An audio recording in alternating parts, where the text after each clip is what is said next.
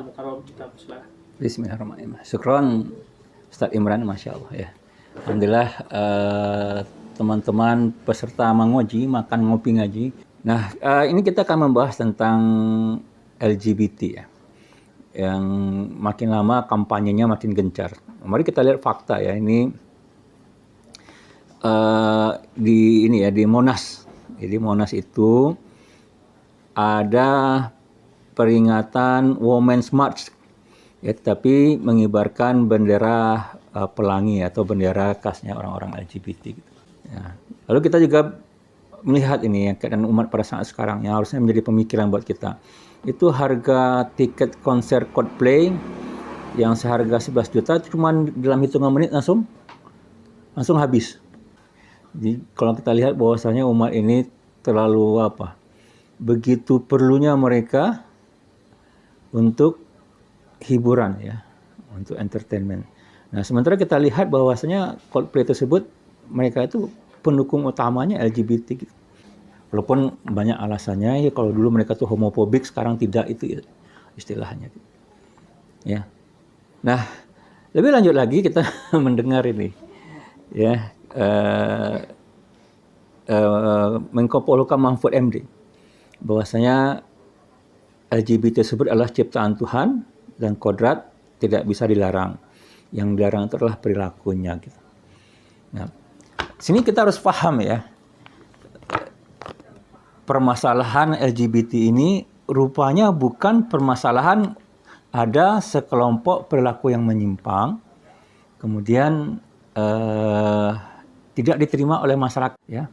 Aktivitas yang terorganisasi dan terstruktur dan bisa masuk sampai ke pejabat seperti Menko Polhukam Mahfud MD. Yang mana kalau di sini kita lihat bahwasanya dulu bilang LGBT tersebut adalah zina. Tapi sekarang dia bilang itu adalah sebuah kodrat. Ya, tidak bisa dilarang. Istilah ini digunakan untuk menggantikan istilah wadam ya tahun 60-an dan menggantikan frasa komunitas gay tahun 90-an. Dan ini akronim LGBT ini merupakan sebuah upaya untuk mengategorikan berbagai kelompok dalam satu wilayah abu-abu. Jadi disatukan semua gitu. Ini tidak hanya masalah gay saja gitu ya, tapi dalam masalah yang lain-lain juga. Nanti ada juga yang non-gender katanya. Nah, setiap komunitas yang disebut dalam akronim LGBT telah berjuang untuk mengembangkan identitasnya masing-masing. Maka di sini ada LGBTQ+, yang terakhir yang sekarang. Oke. Nah, makna LGBT kodrat sebagaimana disebut oleh Menko Polhukam Mahfud MD, bahwasanya dia diciptakan oleh Tuhan. Oleh sebab itu tidak boleh dilarang. Kenapa? Karena Tuhanlah yang menyebabkan orang tersebut menjadi homo dan lesbian. Yang tidak boleh, kata Mahfud MD, mempertunjukkan perilakunya itu kepada publik. Nah, itu ya.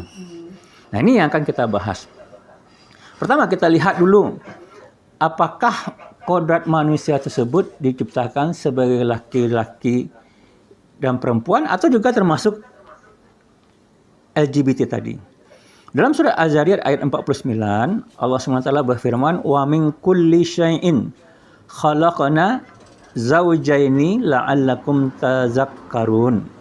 Segala sesuatu kami ciptakan berpasang-pasangan supaya kalian mengingat kebesaran Allah. Nah, Imam Ar-Razi mengatakan ya, bahwasanya segala sesuatu tersebut diciptakan oleh berpasang-pasangan. Apakah malam dengan siang, langit dan bumi, ya, panas dan dingin, termasuk laki-laki dan perempuan. Jadi itulah kodratnya. Termasuk juga kebaikan dan keburukan. Di dalam kehidupan kita ini sebenarnya masalah dua itu saja. Ya, apakah kita akan menjadi pengikut kebaikan atau menjadi pengikut keburukan. Dua itu saja yang sebenarnya hakikatnya. Itu yang akan dilihat oleh Allah Subhanahu wa taala. Nah, dalam surah An-Najm ayat 45 Allah Subhanahu wa taala berfirman, "Wa annahu khalaqaz zawjaini az-zakara wal untha." Ya, sesungguhnya dialah ya Allah maksudnya khalaqa ya, dia menciptakan zaujaini, pasangan laki-laki, zakara wal unsa, dan perempuan. Jadi kodrat penciptaan manusia tersebut adalah laki-laki dan dan perempuan. Ya, klaim kaum LGBT bahwasanya ya kalau kita bicara kodrat itu adalah karena penciptaan atau dikatakan karena faktor genetik. Nah, itu mereka ajukan teori ilmuwan pro LGBT Magnus Hirschfeld ya pada tahun 1899 bahwa homo itu keturunan. Namun teori itu diruntuhkan oleh Profesor George Rice dari Universitas Western Ontario, Kanada pada tahun 1999. Ini kita lihat di jurnal Science ya, volume 284. Di sana dikatakan bahwasanya faktor genetis tidak mendukung terjadinya homoseksualitas pria. Nah, hal yang sama ditemukan oleh Profesor Alan Sanders dari Universitas Chicago pada tahun 1998 dan 1999. Jadi tadi secara firman Allah penciptaan penciptaan manusia itu laki-laki dan perempuan. Jadi bukan kodratnya, secara ilmu pengetahuan pun fakta membuktikan ini tidak ada sama sekali genetiknya. Ini adalah masalah perilaku yang menyimpang. Nah, bagaimana menurut Islam setelah kita tadi tahu firman Allah dan juga tentang hasil penelitian gitu ya. Islam memandangnya ini adalah sebuah penyimpangan dan kejahatan. Sebagaimana firman Allah dalam surah Al-Ankabut ayat 28, Allah SWT berfirman, "Wa Luton," dan ingatlah ketika Lut qala liqaumihi, ketika dia berkata kepada kaumnya, "Innakum lata'tunal fahisyah." Ya, sesungguhnya kalian benar-benar mengerjakan perbuatan yang amat keji. Ya, fahisyah itu perbuatan yang amat keji. Apa kata Nabi Lut kepada kaumnya? "Ma sabaqakum biha min ahadin minal alamin." Ya. Yang belum pernah dikerjakan oleh seorang pun dari umat-umat sebelum kalian. Nah, jadi ini adalah penyimpangan, fahisyah, dan sebuah kejahatan. Yang apa? Yang harus ya kalau kejahatan itu wajar untuk mendapatkan penghukuman ya. Baik ya, mungkin teman-teman bisa lihat nanti bagaimana fakta LGBT di Sumatera Barat ini hasil ini tahun 2018. 2018 ini mohon maaf ini salah tulisnya. Ini dari sumber Tribun Sumber ya. Diperkirakan sekitar 15.000 orang pelaku gay di Sumatera Barat pada tahun 2018. Dan tahun 2021 itu 18.000. Itu kan yang berhasil didata ya. Ya. Ada 2.500 orang waria tahun 2018 dan 9.000 lebih pelanggannya. Jadi itu ya. Dan pelaku LGBT di Sumatera Barat, ini kita bicara Sumatera Barat ya. Itu usianya 15 sampai 25 tahun sebesar 75%, selebihnya yang 25%. Nah, ini kenapa ini penting bagi kita bahas ya, bagi orang Islam ini karena bagaikan api dalam sekam yang menghancurkan generasi kita ya. Akan menghancurkan, akan merusak dan nanti juga akan membahayakan umat Islam. Lalu 13,8% terpengaruh lingkungan LGBT. Artinya apa? Bahwasanya komunitas LGBT ini aktif mempengaruhi orang-orang yang lain, orang-orang yang normal, orang-orang yang baik-baik saja. Gitu. Nah ini faktanya juga ya, 12,9% dirayu pelaku LGBT. Dan ini luar biasa ya, rusaknya bukan hanya di Indonesia ya, tapi di seluruh dunia pada saat sekarang. Kalau kita baca-baca nih, Ustaz. Ini udah gawat nih, baru 2018 ini. Ini 2018 ini, silakan saya lihat di negeri yang adat besar di Sarak ini Sumatera Barat, ya. Ini yang terjadi. Tapi ada ya suatu kejahatan. Kenapa kita bilang ini kejahatan ya? Dan kalau bagi orang-orang Inggris di sana mungkin nggak ada masalah, karena mungkin tidak bertentangan dengan pandangan hidup mereka. Tapi bagi kita umat Islam sangat bertentangan dengan pandang hidup Islam, dengan keimanan Islam gitu. Nah ini juga ya bahwasanya 58,7% mendapatkan pasangan dari media sosial. Dan Facebook merupakan media sosial paling banyak mereka beraktivitas. Itu di Sumatera Barat. Nah kalau kita lihat di Yogyakarta ya. Ini kota terbesar kedua bagi berkumpulnya komunitas gay setelah Jakarta. Nah, potret LGBT di Indonesia, ya, komunitas LGBT Indonesia itu tertua dan terbesar di Asia Tenggara. Terdapat 119 organisasi dan komunitas LGBT di 28 provinsi dari 34 provinsi. Dan ini juga bukan masalah sekedar masalah kesehatan gitu. Sehingga hanya butuh dijaga oleh tenaga medis agar terhindar dari penyakit-penyakit ya, HIV, AIDS, atau misalkan kayak virus monyet apa nih kemarin tuh, cacar monyet gitu ya. Nah ini juga tadi kita sudah bilang bahwasanya dia bukan masalah genetis gitu. Nah ini pada tahun 1993 ya, Richard Dinhammer, seorang gay, dia seorang gay ya, akhirnya mengakui bahwasanya tidak mendukung bahwa gen adalah faktor utama yang melahirkan homoseksualitas. Nah ini guru besar psikologi seksual Universitas Gadjah Mada, Profesor Kocoro, menyatakan LGBT terjadi lantaran keinginan mereka yang enggan menerima kodrat dari Sang Pencipta, kemudian dipengaruhi sosialisasi dan juga interaksi, sehingga tidak bisa hanya diberantas organisasinya karena mereka berlindung di balik HAM. Harus ditegakkan undang-undangnya bagi pelaku, jika dibiarkan akan menjalar. LGBT ini adalah alat politik penjajahan Barat. Ya. Ini harus kita pahami gitu. Karena dia merupakan antitesis dari perilaku seorang muslim. Ya. Jadi makanya dipaksakan. Karena dia anti-muslim. Iya. Jadi kayak gini. Barat kan sebenarnya kalau mereka katakan mereka mempercayai kebebasan. Ya, jadi orang tuh sebenarnya kalau mereka prinsip yang mereka bilang adalah hak asasi manusia, sebenarnya mereka tidak boleh memaksakan suatu perilaku kepada kelompok yang lain gitu. Tapi dalam masalah LGBT ini tidak.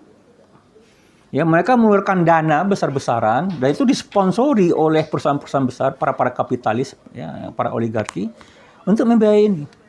Karena ini adalah alat politik penjajahan Barat istilahnya, sebagai alat untuk membuktikan lah sampai sejauh mana umat Islam ini taat kepada aturan-aturan agamanya. Nah, tetapi ya permasalahannya ini juga membahayakan eksistensi kelangsungan jenis manusia. Ya, dalam kata juga ya, termasuk juga generasi dan peradaban Islam. Jadi ya sebagai alat gitu ya, ini juga untuk menghancurkan umat Islam gitu. Jadi dipaksa diterima daripada ya agar umat Islam juga ikut rusak. Ya, jadi ini yang dilakukan. Nah, ya, dan kekuatan politik Barat itu dan di Amerika Serikat ya diniscayakan dengan legalisasi pernikahan sejenis di beberapa negara Eropa dan puncaknya legalitas pernikahan sejenis oleh Mahkamah Agung Amerika Serikat tanggal 26 Juni 2015. Ya, dan negara-negara Eropa banyak ya, ada Belanda, Belgia. Nah, sekarang masuk kepada negeri-negeri Islam. Apa yang sudah terjadi di negeri Barat dipaksakan di negeri-negeri Islam. Ya, apakah itu nanti melalui drama TV, cerita, para artis, ya. Masuk nanti kepada para pejabat dan akhirnya undang-undang karena dipaksa untuk menerima, dibiasakan kepada umat Islam untuk menerima. Nah, mari kita lihat tadi ya propagandanya apa saja. Pertama, industri hiburan, ya itu mendanai program baru bernama Being LGBT in Asia yang diluncurkan oleh UNDP dengan pendanaan $8 juta dari USAID dan dimulai Desember 2014 hingga September 2017. Ini propaganda melalui film-film, animasi, komik. Maka wajar saja kalau sekarang ini kita melihat film-film serinya yang di Barat ya, dan juga mulai masuk film-film drama Korea itu ya ada tema-tema LGBT di dalamnya. Abdullah Anhumah berkata, ya Rasulullah SAW melaknat laki-laki yang menyerupai wanita dan wanita yang menyerupai laki-laki. Jadi ada larangan ya untuk menyerupai lawan jenis, baik laki-laki maupun wanita. Kemudian apa? Rasulullah mengutuk orang-orang waria atau mukhanats dan kalangan laki dan orang-orang tomboy mutarajilat dari kalangan perempuan. Ya, ya. Masya Allah. Syukran. Ini baru namanya menguji. Makan, ngopi. Makannya belum lagi nih. Makannya sedang di Pajaran. Jadi ini jelas ya. Kemudian juga masalah lesbianisme ya. Ini menurut Imam Zahabi merupakan dosa besar. Namun hukuman untuk lesbianisme tidak seperti hukuman zina, melainkan hukuman takzir. Hukuman yang tidak dijelaskan oleh sebuah nas khusus. Jenis dan kadar hukumannya diserahkan kepada qadhi. Dan takzir ini bisa bentuknya berupa hukuman cambuk, penjara, dan publikasi dan sebagainya. Sementara homoseksual dikenal dengan istilah liwat, jumhur ulama bersepakat bahwa pelakunya mendapat hukuman mati.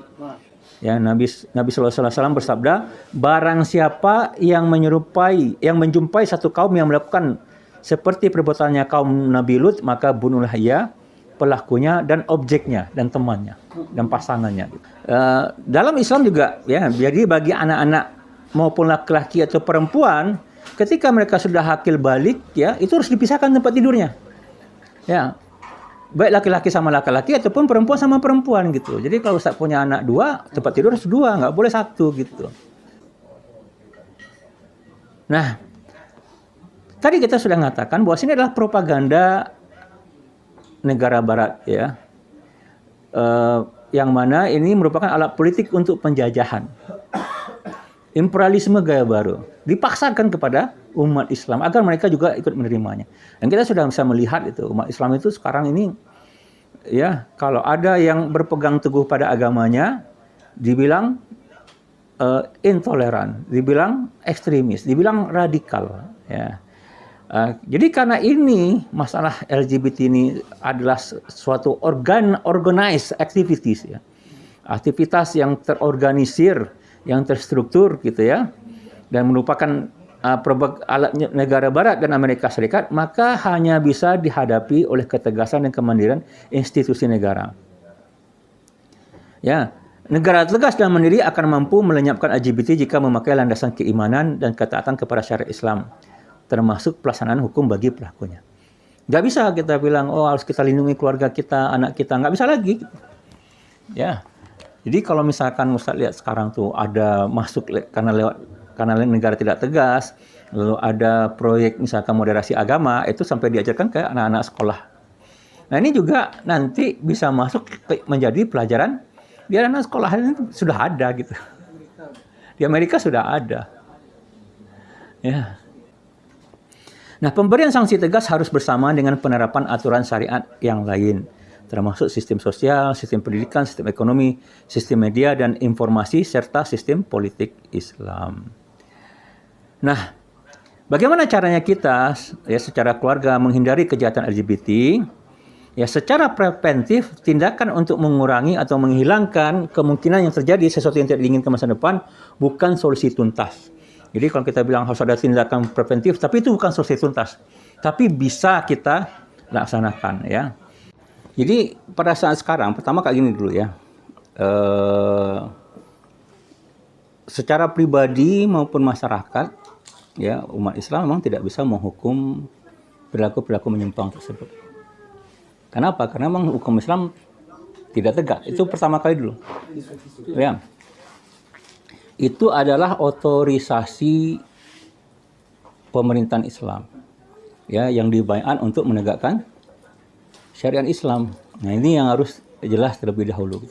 Solusi tuntasnya apa? Yaitu menegakkan sebuah institusi negara yang akan menerapkan syariat Islam sehingga apa? Akan menghalangi perilaku tersebut untuk berkembang gitu.